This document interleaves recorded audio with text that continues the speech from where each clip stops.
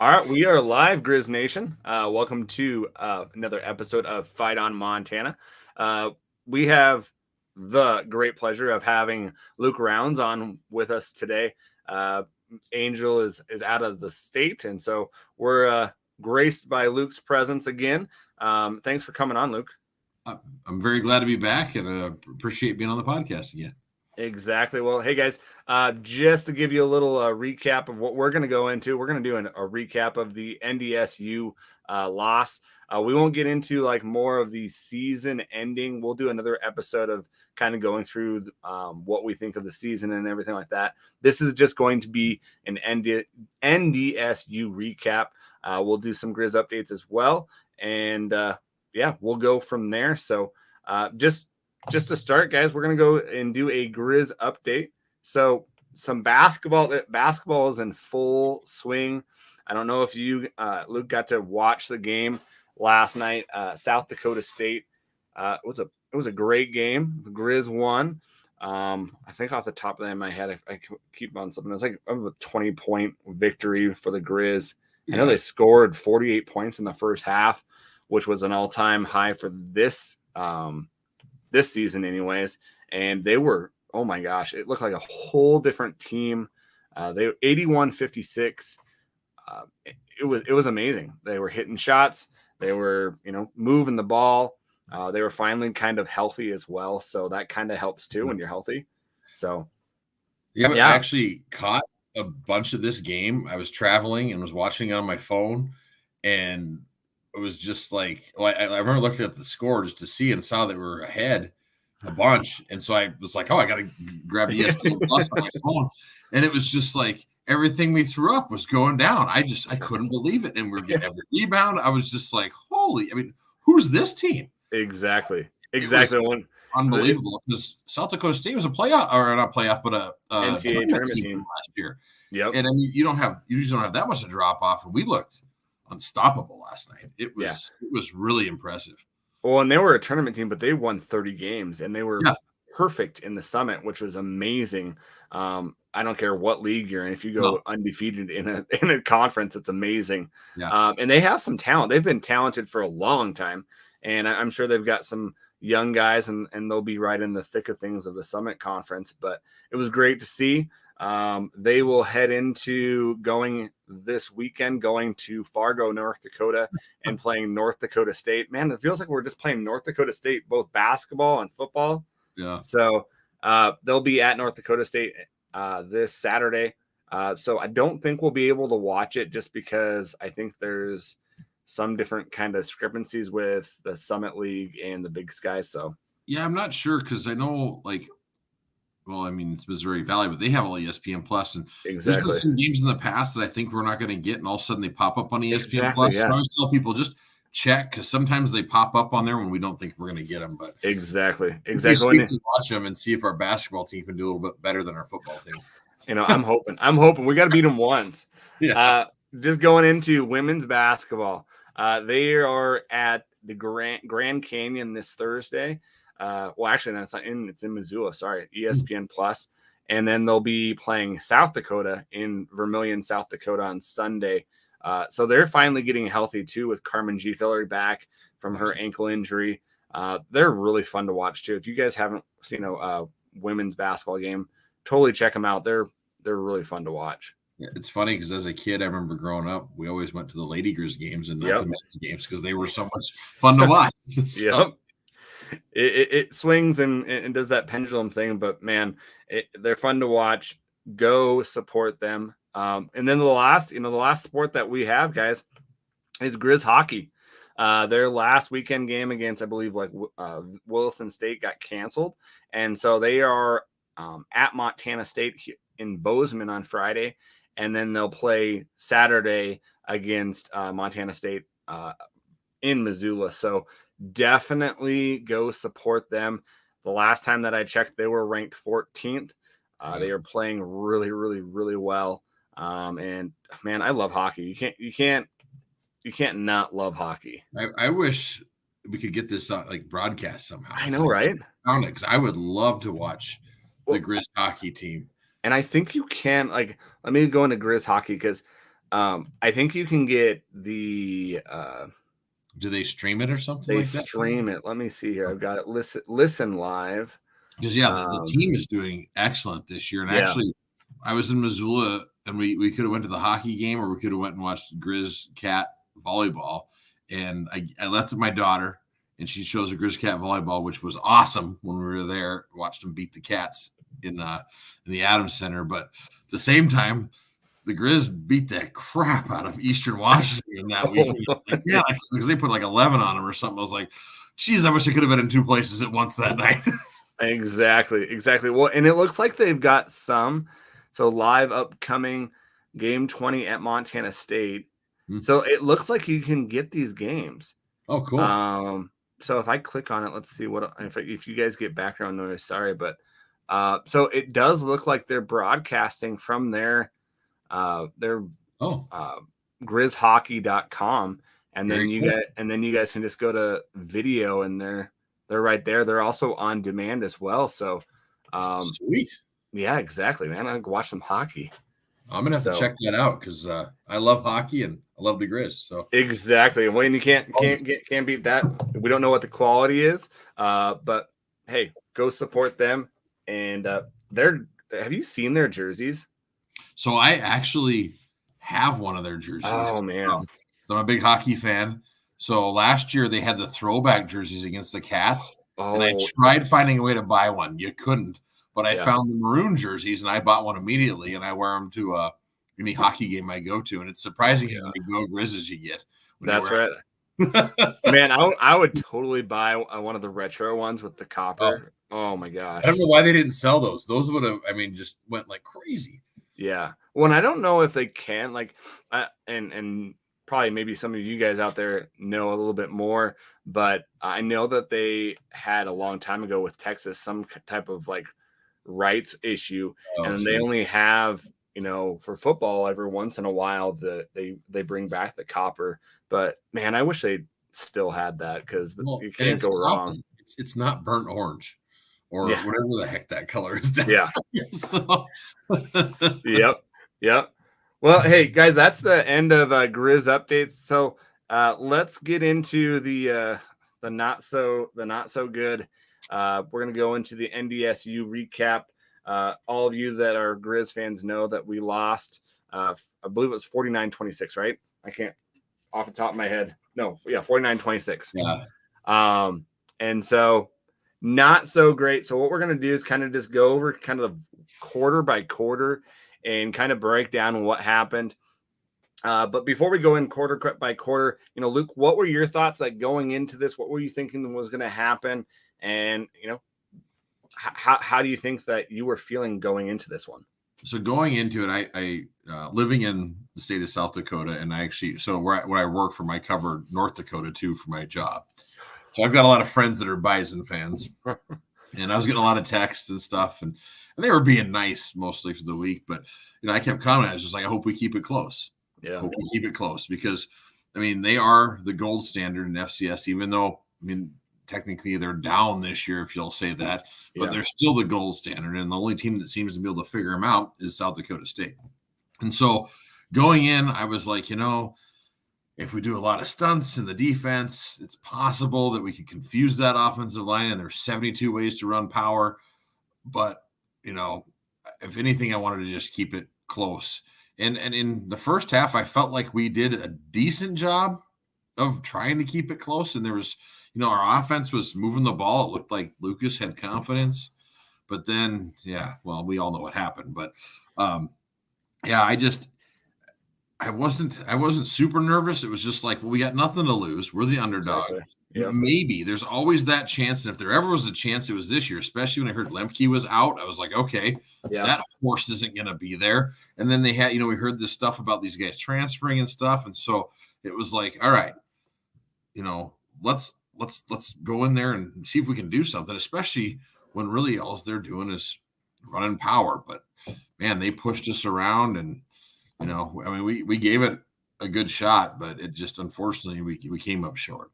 Yeah, definitely. It was going into it. I wasn't nervous because, like Luke, you said it. we're playing with house money, right? We were not expected to beat these guys, Yeah. especially at home.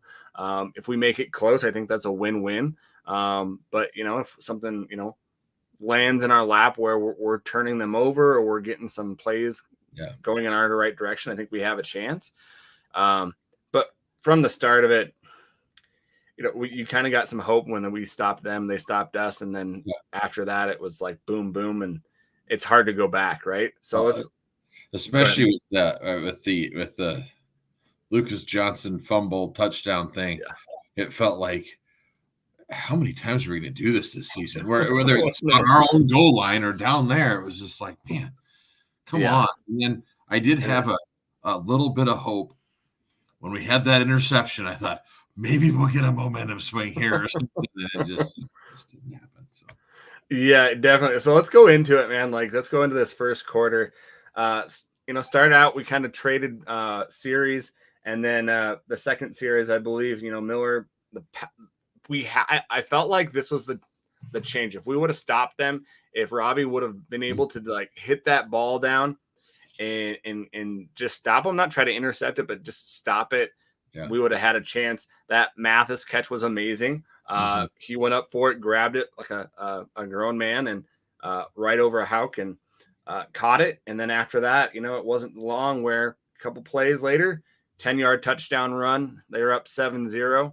And after that, they got the ball back because we couldn't do anything. And was that the same play? No, that wasn't the same play. That was in the second quarter where we fumbled, right? No, because because Johnson fumbled. Didn't he? No, he didn't fumble then. Sorry, I'm getting all my. It was in the second quarter. It was close to halftime. Yeah, because that's kind of when he was getting beat up. Yeah, he was getting attacked, and that And then Miller, that 60-yard touchdown run where he wasn't even touched was pretty amazing. Going down 14-0, I was just praying that, hey, we got to regroup. We got to get this under control. It didn't look good from then on. We went no huddle, I believe, after that, and kind of swung it a little bit where we could kind of go up tempo, and we scored with a Lucas Johnson touchdown run for about 1 yard, 14-7. And we went under center. Yeah. We were under center. I was like, please, God, do not go in shotgun like we've done earlier this year. Yep. Under center. I was like, thank God.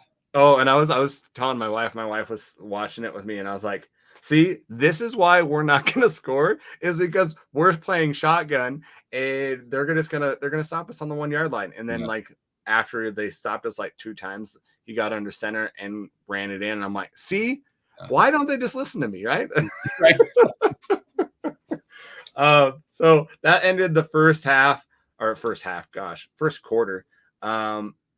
But you kind of had a glimpse of hope. I was kind of still like, oh man, we got to stop these runs. We were getting kind of diced up by the run. Second half, we got an awesome field goal, 39 yards. I was happy. Our field goal unit hasn't been quarter, right? Second quarter, right before where they haven't been that great this year, 14-10. And kind of felt like we're going in the right direction. Exactly. Keep it close, get the pressure on them, and we might have a chance. So after that, right before Lucas gets sacked, kind of comes up limping, and right at that point, I'm like, okay, take him out, look at him, whatever, just get him out. He doesn't come out. And I just keep on going over my head, like how much that affected him. Well, there was one play that he got sacked, and my wife was pissed because she thought the defender jumped up and like went to celebrate. She thought he stepped on him on purpose. And I was like, look, he jumped up, he ran off, and it looked like he stepped on Lucas's hand. And it wasn't malice. It was just, he was excited. I mean, I've sacked guys before. You get excited, you're running away, and you're just jumping, and it just happened. He was in the bottom there, but you could see like his hand swelling up. And I thought, like in other plays, it was all big and blue. It was like, oh man, he was getting his butt kicked, and it wasn't good. And the thing is he hasn't been healthy for a while. I mean, No. He was banged up in the Montana State game, and I wasn't even sure. And then in SEMO, he looked pretty good, but still got, banged up and stuff. And so you just wondered, as soon as he started getting hit, I was like, how long is he going to last? And being able to throw off that knee that's, because you got to use your whole body motion to throw well. And it just, the guy is a warrior. And I think that the North Dakota State people would agree with us that he battled as hard as he could before they pulled him and said, yeah, like, you're done. We don't need you to get hurt permanently here. Well, and then that next play, he got sacked, fumbled the ball.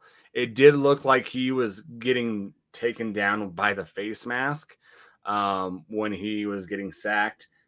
Fumbled the ball. They recovered it in the end zone, 21-10, which was, I think that was just devastating. That was when, you kind of saw the momentum. Like there, you could see in this game the momentum turns, right?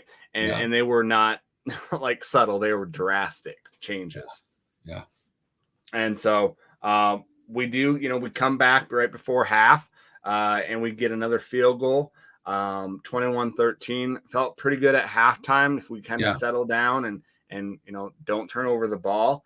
But I was kind of alarmed by, trading field goals for touchdowns with NDSU. You're just not going to be able to do that.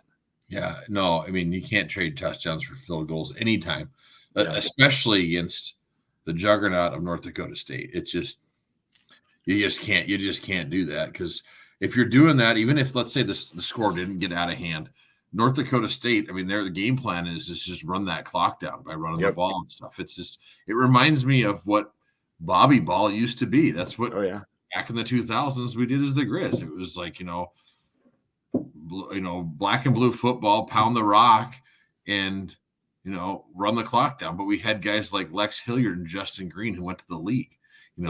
Just like North Dakota State putting guys in the league now. So it's interesting. I just noticed one of the comments. The guy was like, "I don't know where the refs were from, but they were both bad for both sides." And that's something we can't agree on. They just.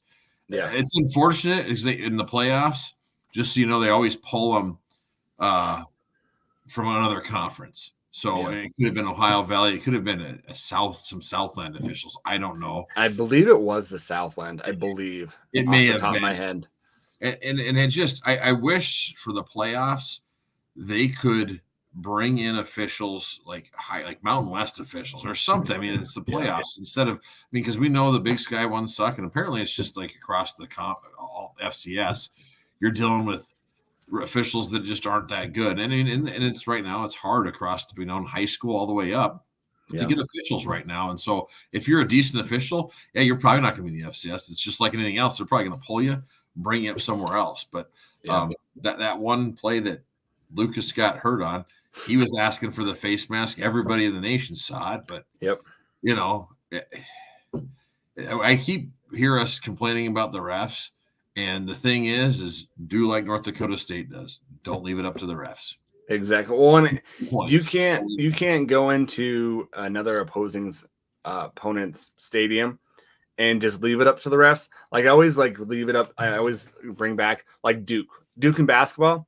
You're going to go play Duke. You got to be up 15, 20 points going into their, you just have to, because you can't leave it up.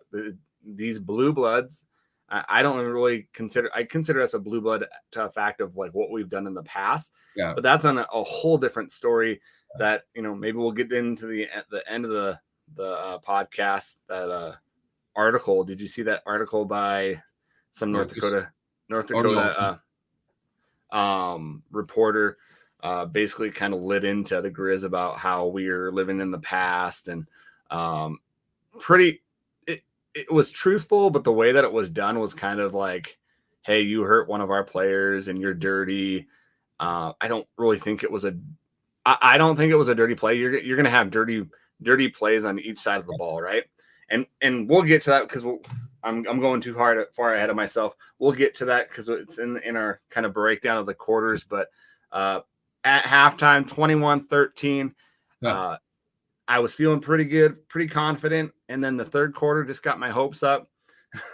Corbin Walker's interception for a touchdown, 21-20. That was right there. It was like, mark. oh my God, there's the momentum swing that we need. Yep. Let's go. Hopefully, and I was hoping that, we made adjustments at halftime, because in the past we've seen where the Griz have made adjustments, especially on defense. Sometimes if we don't have it figured out in the first half, we make adjustments and really tighten up in the second half. Yep. But unfortunately, it wasn't the case. And I don't think necessarily it was adjustments all across the whole defense in the second half. And I know we'll get to all the scoring plays, but we had no second level help. No. The whole time. And I don't know if it's our defensive scheme or what, but I mean, when you have a guy that's tackling the guy and the defense is taught to be aggressive, and they're hitting him and knocking him off the tackle when I'm just going, come on. And then, I've been complaining about this all season, is we're supposed to be good tacklers, and you start. Oh my gosh. My wife is like, there you go, wrap up again. I'm just screaming at the TV, wrap up, please, wrap up. And it's just, it drives me nuts, because it's fundamentals. And I don't know if the guys just forget it, because there's times that we look like great tacklers, and we're wrapping up and waiting for everybody else to get there and knock them down. And there's other games like this one where we're arm tackling. And if there's a team that you can't arm tackle, it's North Dakota State. Nope. I mean, I thank God Lemke was hurt. I can't imagine what that horse would have done to us. It's like, well, our two biggest games, we started arm tackling, right? Montana State and North Dakota State. Like, it was like, what is this? Like, you're not going to, and that's what, one of the scoring drives that we'll get to, that's why they scored, is you hit them, you just go lunging forward and hit them as hard as you can. Well, these guys, their running backs were good. I thought their running backs were good. Their line was amazing. And their offensive line is unbelievable. I mean, I love watching Sunday Night Football for NFL, and it's not so much I watch the whole game. I love watching when they announce the teams, intros, and it's always amazing. I'm always counting the FCS guys, but you're always here when it comes to linemen. Here's another Bison lineman. Here's another Bison. And it's like, man, I miss the days when the Griz used to have guys like I know, right? Well, and it's kind of weird, because I think that they prioritize that. Like, in recruiting, they make their linemen like gods over there, right? They put them on billboards. They put them out and say, these are the horses that we're going to run through, they make them. So I just think that recruiting wise, we're not getting the guys.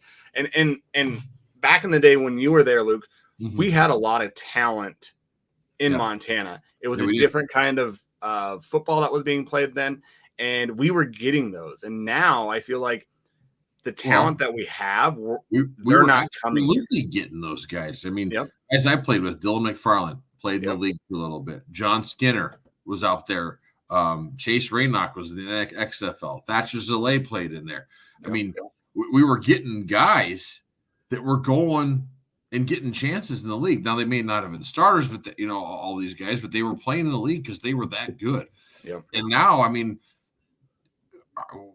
we haven't had them in a while. Now, all that being said, I was pumped to see we got an all-conference lineman. I think it was McGinnis that got it, or I think so. So, I mean, I think we're getting some development, and the guys did look better, and we're only losing one senior this year. But still, it's like, what happened to Dola? That was a big thing back in the day, and it's just like, we need to get that going again. We should prioritize the line, because as everybody knows, it starts up front, offensive and defensive line. If you can move that line of scrimmage one way or the other, it makes no matter what you do. World. No, it doesn't matter. I mean, you can have a running back that's okay, but if you're opening holes that you could drive a truck through, shoot, who cares? He just has to run through that giant hole. So it all starts. And look at the neighbors, right? What they do is they're kind of doing what NDSU, and I would even say San Diego or South Dakota State is doing too, is they're prioritizing that line. They're getting backups where they're deep, right? We have guys where you don't know what's going to happen, and thankfully, our guys probably played through a lot of injuries this year, but who's gonna step up if we don't have that backup depth there. And so, like I was saying, like, we're not getting those Montana guys that could be really good players, right? They're going to the Mountain West, right? And it's not even just, it's happening in all sports too, right? If you look at basketball, Montana basketball, men's and women's, we lost 2 players that went to the Mountain West that were last week. I think both of them were players of the week for the Mountain West. The Mountain West. And so we're just not getting those homegrown talents, which I think we need to put a priority on and get those guys and get some good offensive linemen and then develop it, because we're not going anywhere without that. No, we're not. And then, and speaking of that, actually, I think you saw this. We got Tate Templeton out of my alma mater, Sentinel High School, but he's like 6'7", 275. I mean, the kid's a horse. And so I haven't really seen him play, but I mean, he's got the frame for it. So I'm really hoping that, that's, another piece and step in the right direction. And I still think that Casey was a great get. I mean, he had Oregon State looking at other Mountain West schools, and he came here. So a lot of these guys are young. So I feel like we're on the right path. But the thing is, man, we got to get as many horses as we can. I don't know if it's more. I hate the transfer portal is what it is, and so it's like I'd rather see us develop guys. But if that's where we got to go, let's go. But with that transfer portal, I mean, everybody's jumping. Every basketball game I watch, they talk about a player that left for some bigger school the year before, and it's like they're. It was something that Bobby said at the press conference that kind of made me open my eyes a little bit. He talked. They were asking about the transfer portal. He was like, "Yeah, you basically use that to put the best team you can on each year." Yeah, that's what it is. It's almost, we have free agency for these sports now, and so it's one of those things you have to deal with. And hopefully, you can find guys that are decent and put them on the field. Yeah, well, and that goes to kind of like your recruiting philosophy, and you can't not use the portal, right? You're going to lose guys, so you're going to have to get guys there too. You just have to have a good recruiting philosophy and make sure that, if you do lose guys, you get the right guys in. And I think they do a good job of doing that. They, that when they bring guys in, usually they're guys that can play right away, that are filling a void. And I think they do a good job with the portal. It's just development is just not happening. But hey, let's get back into the recap a little bit. So we're at 21-20, the third quarter, 10:58 left, and then they break. I think it's a couple plays after that. They break a 75-yard touchdown run, Kobe Johnson, and the momentum swings back, right? And I think I was reading something with Coach Entz was like, "Yeah, I wasn't." We told the guys we had to get the momentum back, right? We had to take time off the clock. We had to respond. And he said, I wasn't expecting, 2 plays or whatever it was, like 20 seconds. I think it was 1 play. Was it 1 play? Okay. It was. I thought it was 2, but it probably was. It may have been. It felt like 1. It felt like they ran the first. It was like that. Oh no. Oh crap. That's not good. Yeah. Momentum swings again, and then we get the ball back. Daniels comes in. We kind of extend a little bit of a run, and things don't kind of fall out. And Daniel throws an interception, which I kind of had mixed emotions about it because, it was 3rd down, but he threw it deep enough where it wasn't like, okay, that's kind of like a punt. Yeah, even the announcer said that. They're like, that's the best you can hope for when you throw it. It's like a punt. Not with, Patrick. I think he probably maybe could have got it in the 20. But, it's not like one of those huge plays where like, oh, crap, we're getting another score. But, not soon after that, Tamarick Williams, 68-yard touchdown run. And that's the one where it looks like Wellnell or Flink has him, or maybe even it's like Jenna Caro that has him, and Robbie comes and hits him out of his hands, and basically not even touched, goes around and just runs. Yeah, we had him, like had his hip up, and Robbie did. He knocked him loose. Yep. It was just like, oh my goodness. I mean, usually I see why Robbie's flying in there, because usually we have him wrapped up enough where he can do that in the past, and then the guy goes down. Yep. But these I'm going to call them horses again because that's what they're like, of running backs that they have. They don't go down when we do that. No. You know, there are other teams that they go right down and you just let them up, but not these boys. No, and it's crazy because they I went back and kind of watched it a little bit. Not the whole thing because I was just like, oh, this is just too much. But right when we had him, I watched that play. Dawson comes in and is going into the pile to help. And right after he like comes out of the screen, Tamarick Williams goes out, and it's like, okay, there's absolutely no one there because everyone's bulged up. Yeah. There's no one there, no one to help. It was over. Well, and I think he even slowed down before the touchdown too.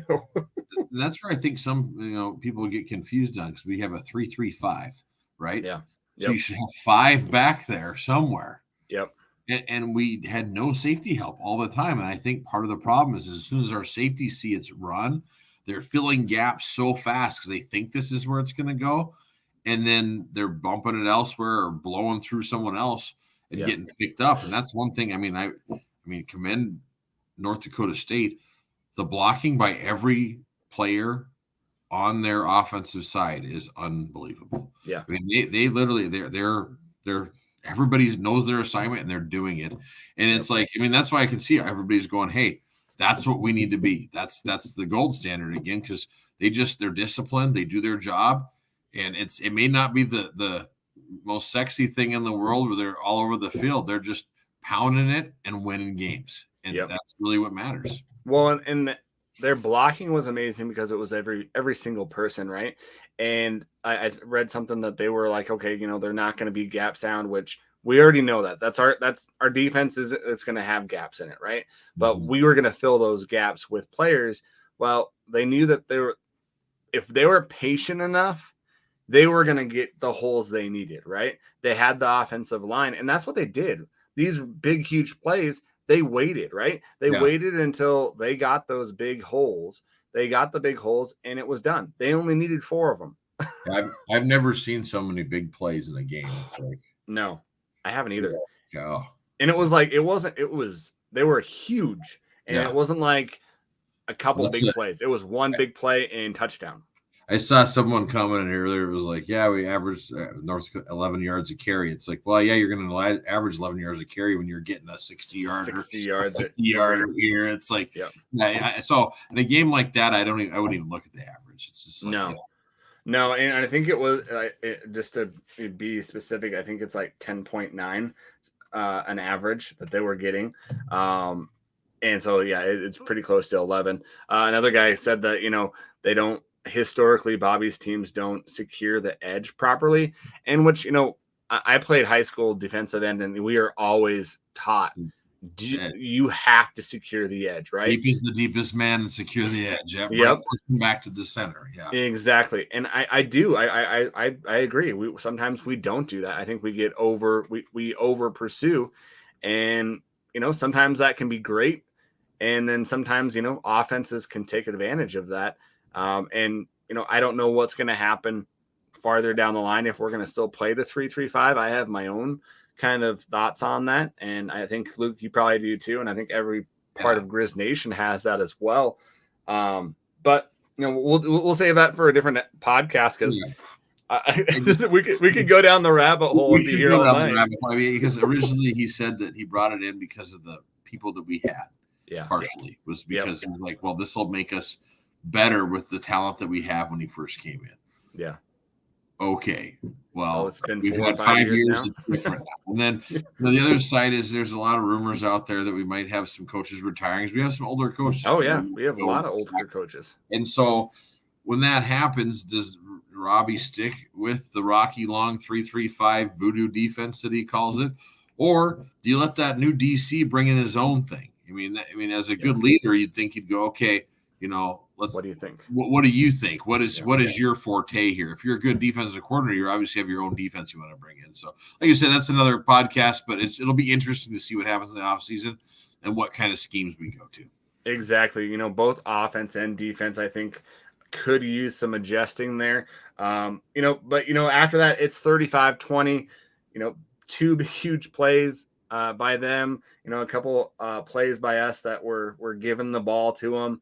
You just can't lose the turnover margin with a high quality team like this.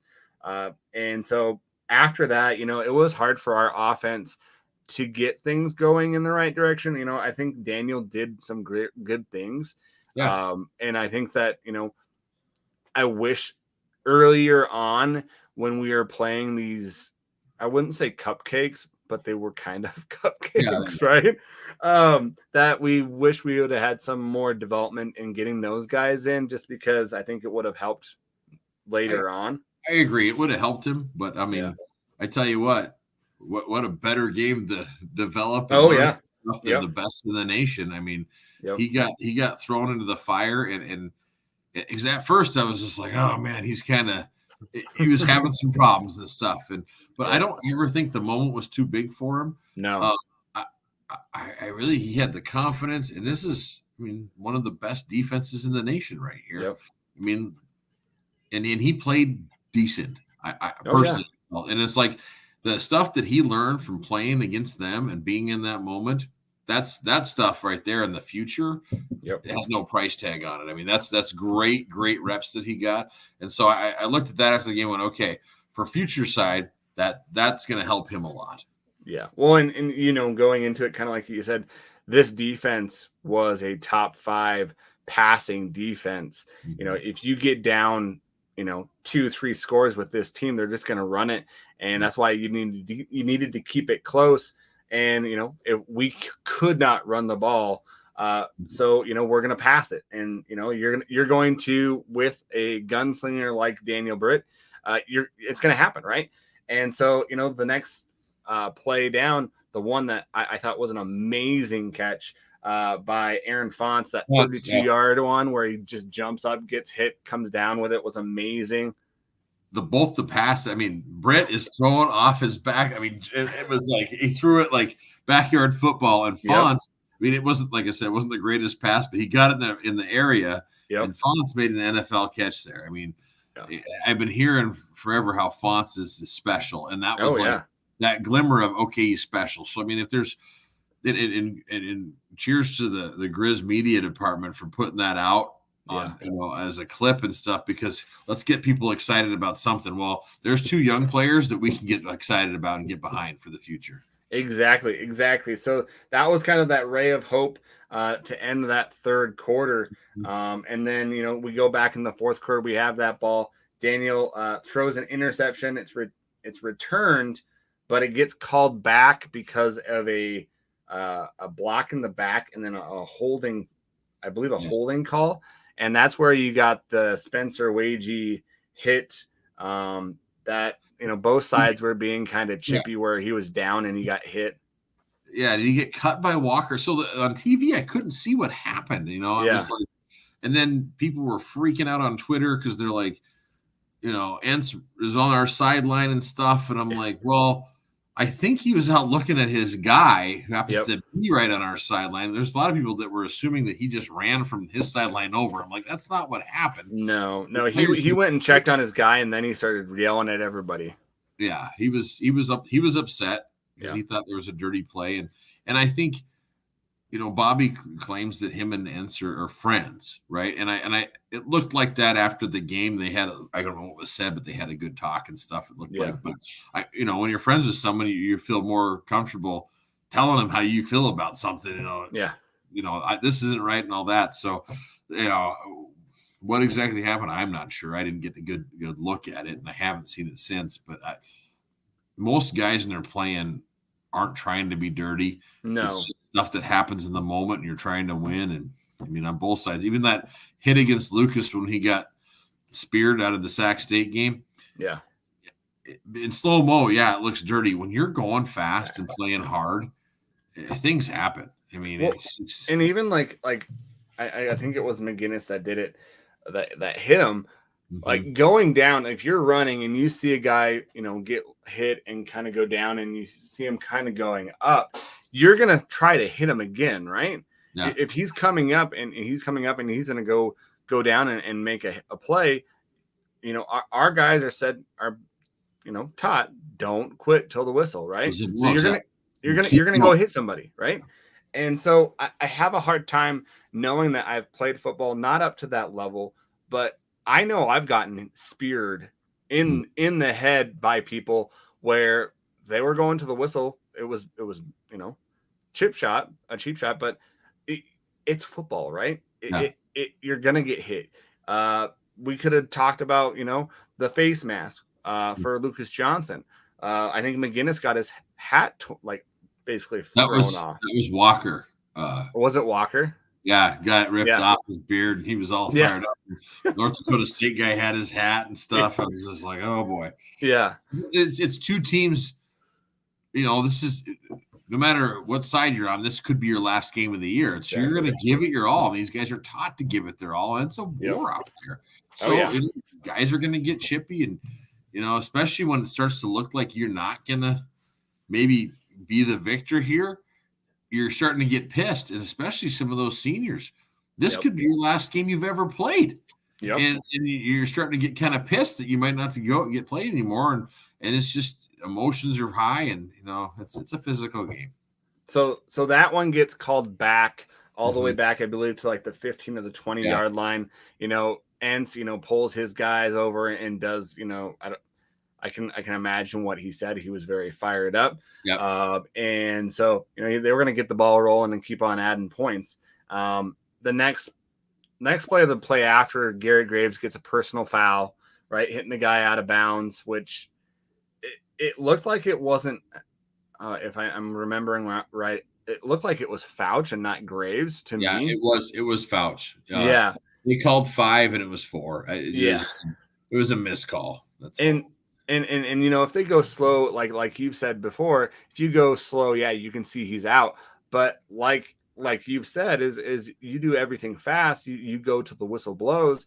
I don't think that was like purposely. Fouch left his feet in bounds when he was still partially in bounds, and it just traveled through it. And it's just so much of it's bang bang and so fast. It's just, but it was out of bounds. And the rule is you're supposed to try to twist and contort your body and not hit him, but that's hard to do. Get yourself hurt. Yeah. But after that, Kobe Johnson, 73-yard touchdown run, go 42-20.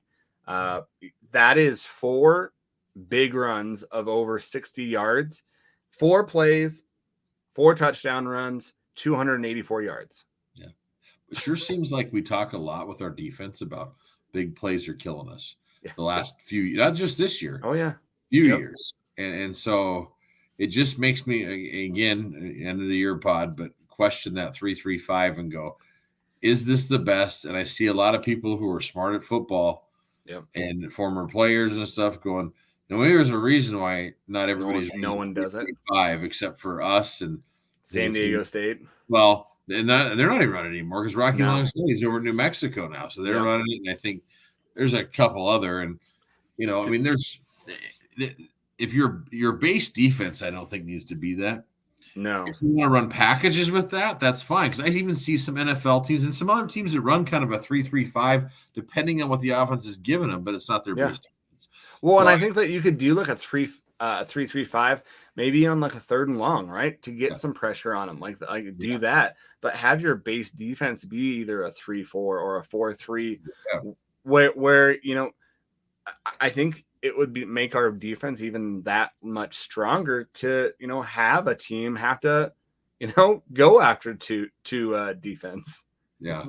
I'm sorry, I'm not going to read that, but laughing at one of the comments on here by can't even read your name. So, rack of something. Yep. That's all. Oh Lord. Oh man. So another Griz drive stalls out. NDSU gets the 6-minute drive. They get down and they do a TK Marshall 7-yard touchdown run to go 49-20. At the end of the 4th quarter, you're like, okay, hey, let's just put a drive together. Let's work to next year. Right. Daniel, gets a touchdown pass to Keelan White, which was a great pass. And 18-yard touchdown pass the corner of the end zone where only Keelan White can catch that ball, makes it 49-26. and that's the end of the ball game, right? So, that's just it. Like, again, Britt has had good glimpses of like what he could do and stuff, and the kid's a baller. I mean, oh yeah, what he's been through and things. I mean, that's that it factor. I think he's got it. And so if we can get him where he's getting, if we can develop a quarterback and we can let him get better, that's even a whole different thing. That oh my gosh, dude, like riding the rabbit hole.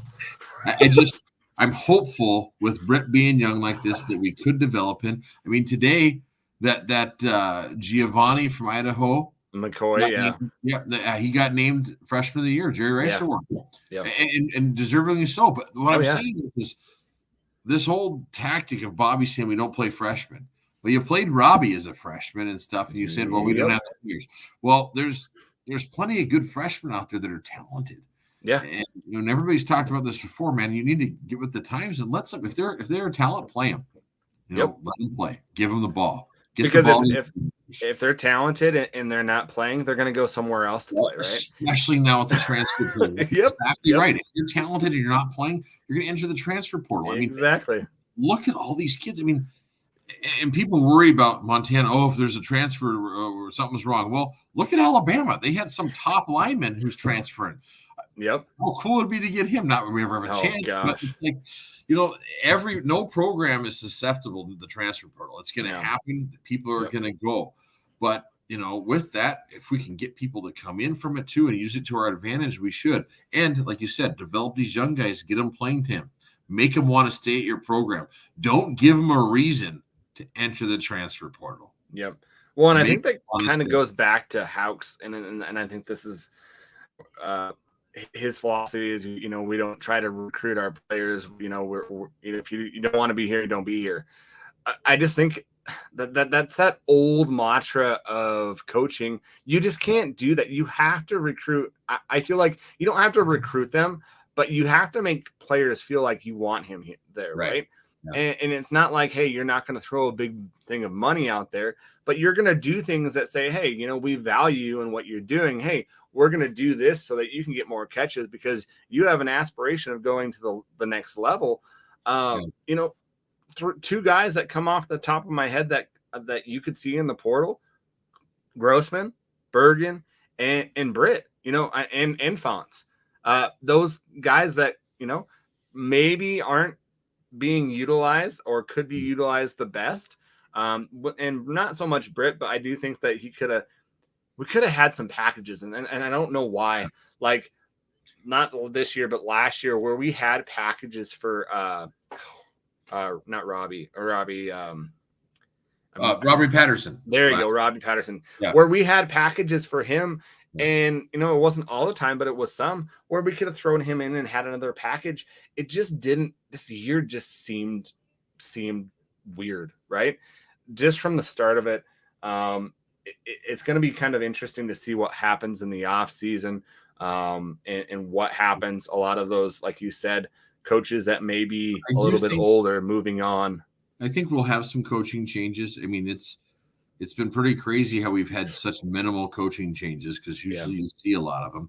Yep. And a lot of that is I truly do believe after last year when we lost to JMU, it felt like we were close, and Sammy went down and Cam went down.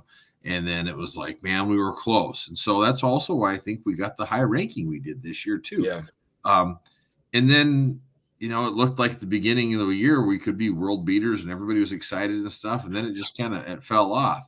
But with that, I think a lot of the coaching staff thought the same thing. Like, hey, we're close. We're all going to stick together because we'd like to. I mean, every coach wants to win a national championship, just like every coach. So they thought that there was a chance. So there wasn't. We fell. We didn't. I mean, the season didn't pan out like anybody thought. I mean, I never thought we'd lose to Idaho, Sac, Weber, and the Cats, but we did. And unfortunately, NDSU too. But now that that's done, these coaches that are older, I really think they're like, okay, I'm going to move on. Some of these guys are close to retirement. It's like, what's the point of staying? And so I think we will see some turnover. I think we're going to see some guys go.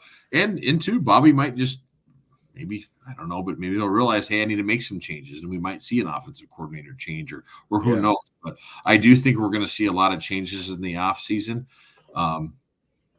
It'll probably be after signing day, which is coming up soon, because they're still all out there recruiting, and you want help recruiting. You don't want to start getting rid of coaches and having one less man on the road. Yep. So I think they'll finish that, and then once signing day is over, at least the early period, you might see some changes there. But there's definitely going to be changes coming this year, and we'll see what happens.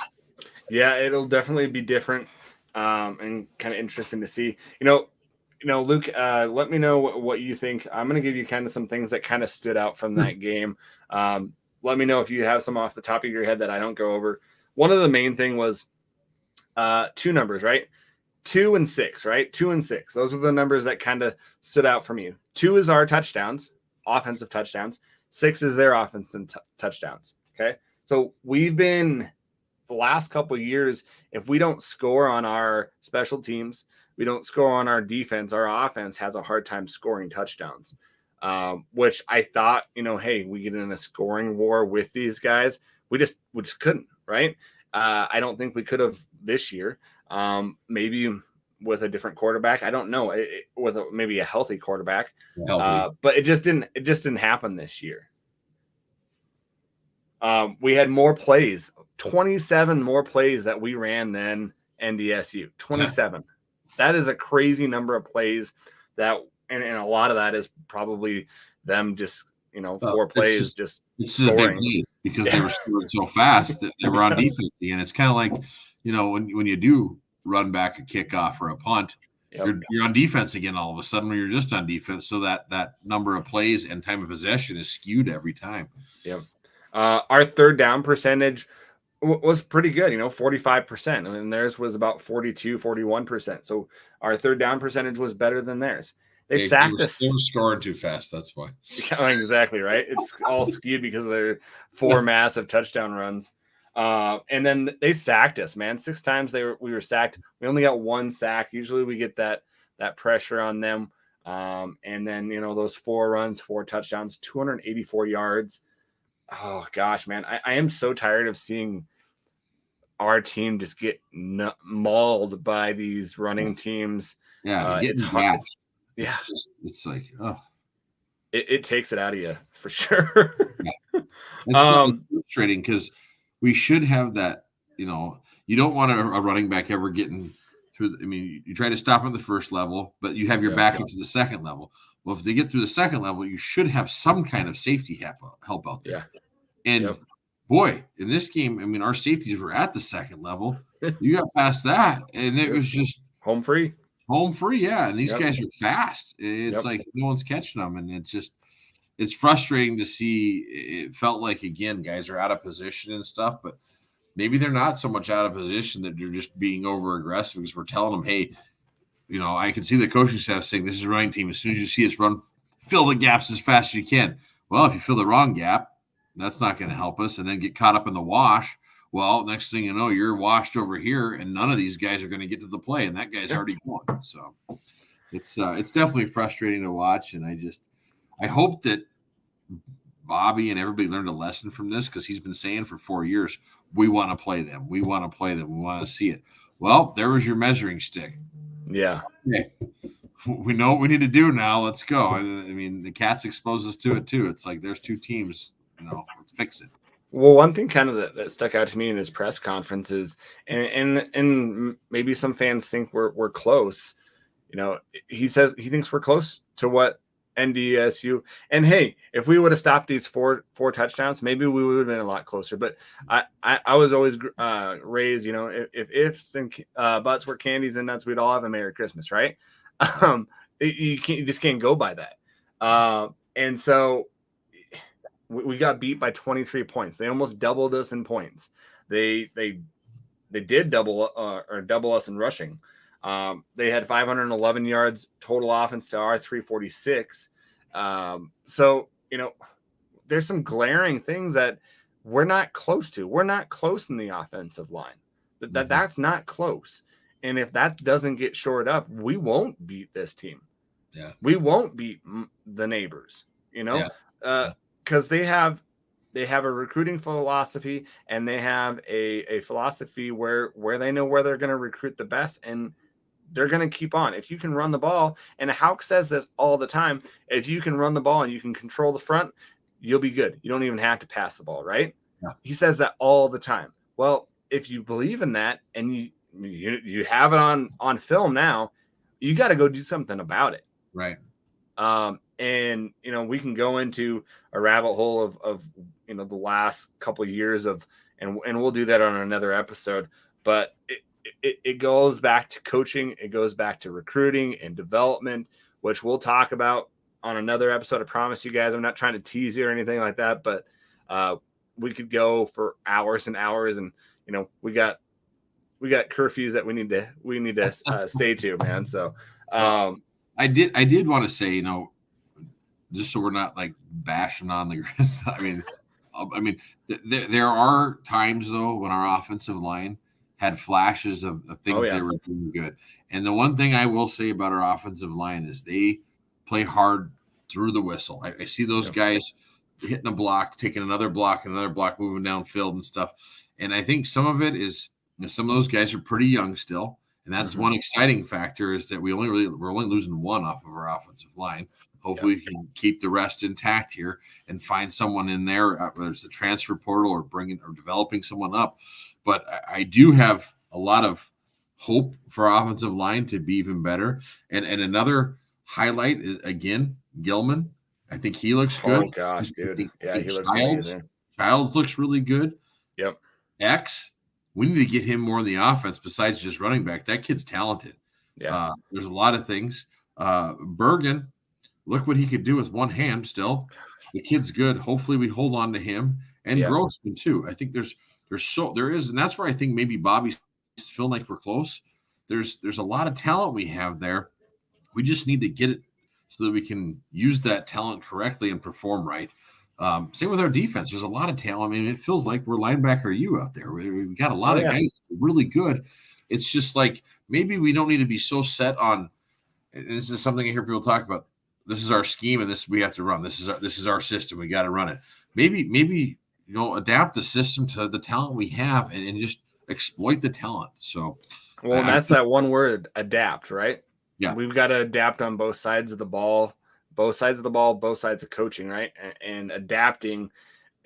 We'll see, right? If we're gonna keep on doing the same things, like that's a definition of insanity, right? Yeah, absolutely.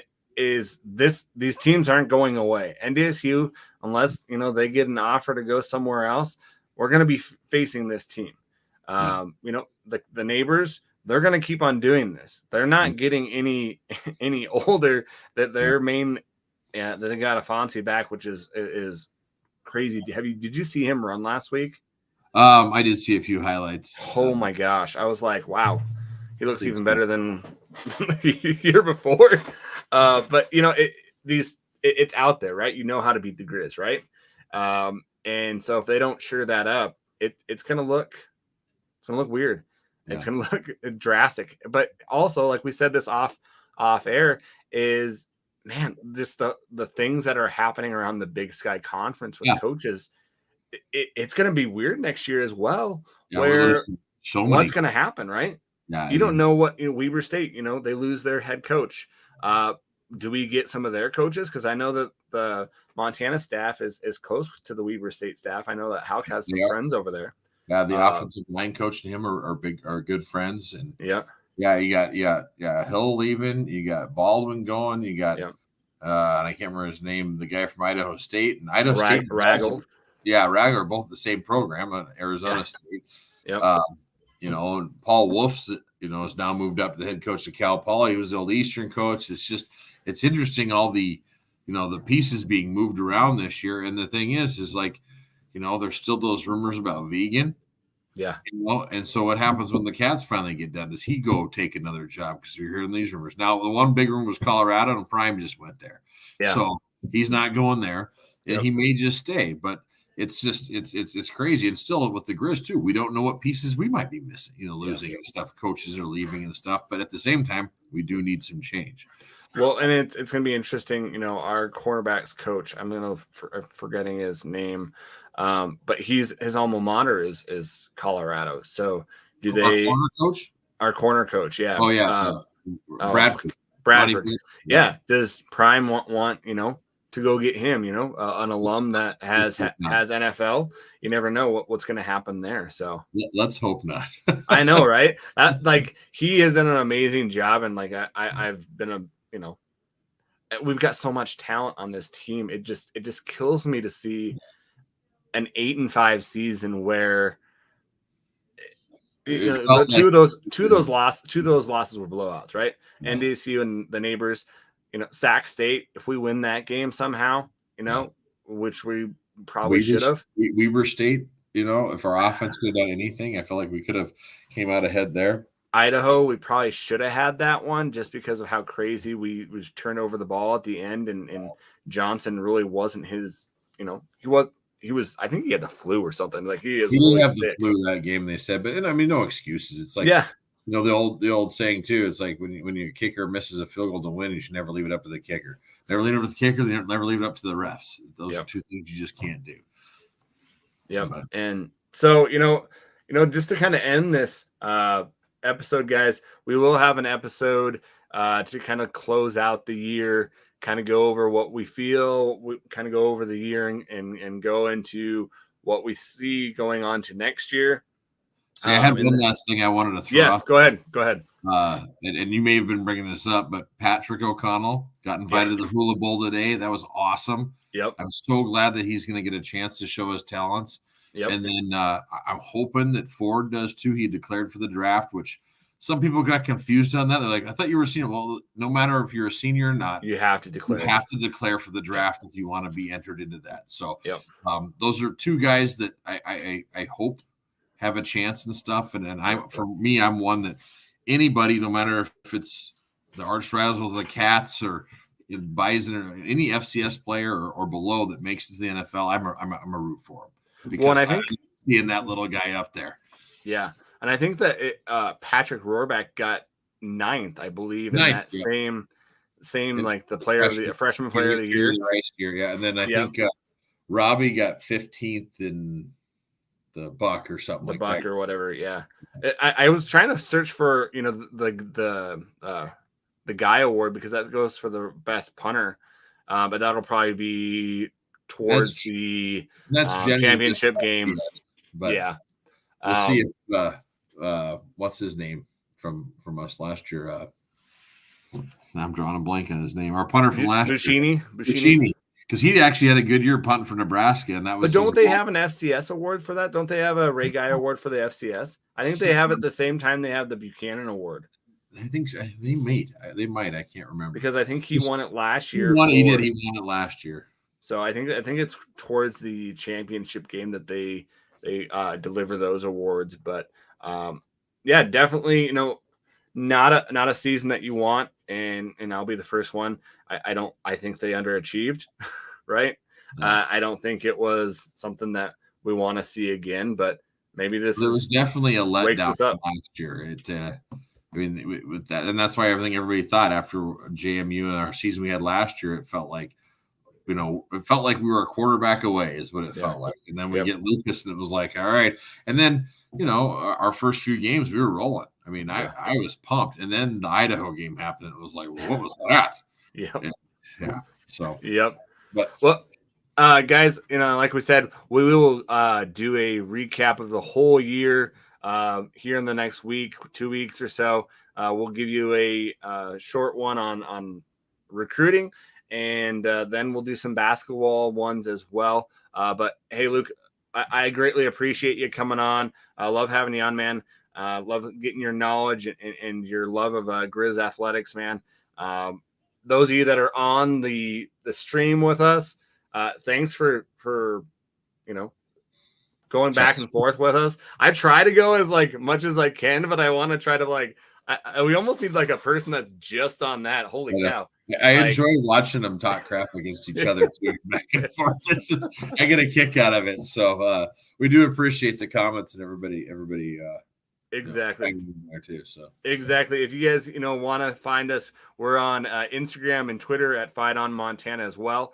Wherever you guys get podcasts, go check us out, rate, review, and subscribe to our podcast as well.